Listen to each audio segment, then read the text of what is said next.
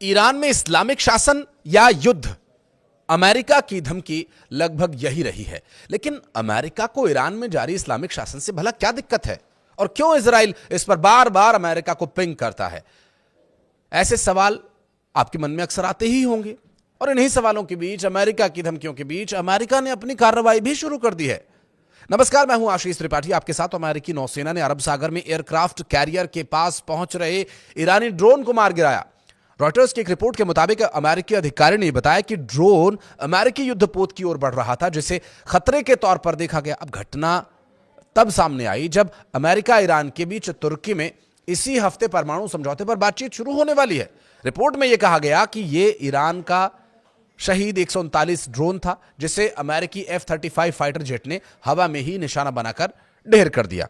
घटना को क्षेत्र में बढ़ते अमेरिकी ईरान तनाव से जोड़कर देखा जा रहा है। हालांकि ईरान की तरफ से इस पर कोई तत्काल प्रतिक्रिया सामने नहीं आई है। वॉल स्ट्रीट जर्नल की रिपोर्ट के मुताबिक मंगलवार को ही स्ट्रेट ऑफ हॉर्मुज में ईरानी हथियारबंद नावों ने एक यूएस फ्लैग ऑयल टैंकर को रोकने की कोशिश की थी। विपक्ष समर्थित एक ईरानी न्यूज एजेंसी ने अमेरिकी अधिकारियों के हवाले से बताया कि जैसे ही टैंकर इस रणनीतिक जलमार्ग में दाखिल हुआ, उस पर दबाव बनाने की कोशिश की गई। और रिपोर्ट में समुद्री सुरक्षा एजेंसी वैनगार्ड टेक के हवाले से यह कहा गया कि 50 कैलिबर मशीन गन से लैस ईरान की 6 गन बोट्स टैंकर के करीब पहुंची और उसे इंजन बंद कर बोर्डिंग के लिए तैयार होने का आदेश दिया गया। हालांकि टैंकर ने रफ्तार बढ़ा दी और बाद में अमेरिकी युद्धपोत ने उसे सुरक्षा दी। इससे पहले ब्रिटेन की UK maritime trade operations agency ने भी ओमान से करीब 16 नॉटिकल मील उत्तर स्ट्रेट ऑफ हॉर्मुज के इनबाउंड ट्रैफिक जोन में एक जहाज से जुड़ी घटना की सूचना मिलने की पुष्टि की थी। अमेरिका ने बीते एक महीने में ईरान के आसपास अपनी सैन्य तैनाती को बढ़ा दिया है। वॉशिंगटन पोस्ट की रिपोर्ट के मुताबिक यूएस ने ईरान के नजदीक स्थित सैन्य ठिकानों पर दर्जनों विमान तैनात कर दिए हैं और मिडिल ईस्ट क्षेत्र में या उसके आसपास करीब 1 दर्जन युद्धपोतों को तैनात किया गया है।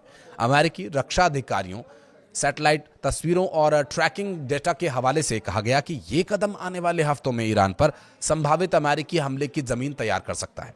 अमेरिकी सेंट्रल कमांड के प्रवक्ता कैप्टन टिम हॉकिंस ने कहा कि USS Abraham Lincoln CVN-72 Iran के दक्षिणी तट से लगभग 500 मील दूर अरब सागर से गुजर रहा था। तभी एक ईरानी शाहिद 139 ड्रोन बेवजह जहाज की ओर बढ़ा।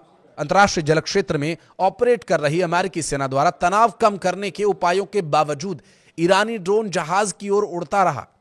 हॉकिंस ने कहा कि करियर से लॉन्च किए गए F-35C फाइटर जेट ने जहाज और उसके चालक दल की सुरक्षा के लिए आत्मरक्षा में ड्रोन को मार गिराया।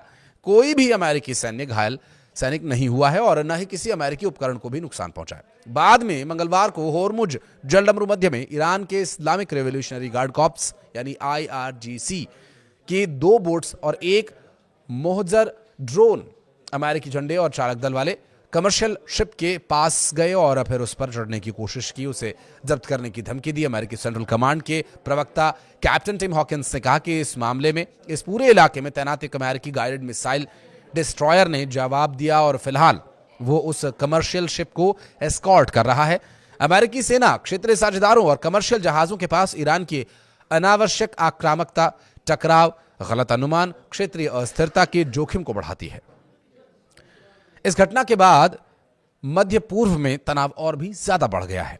बहरहाल जो सवाल हमने शुरू में किया था कि क्या इजराइल बार बार अमेरिका को इसके लिए तैयार करता है, क्योंकि इस्लामिक शासन होने की वजह से और यहाँ यहूदी देश होने की वजह से ईरान का जो निशाने पर हमेशा से इजराइल रहा है।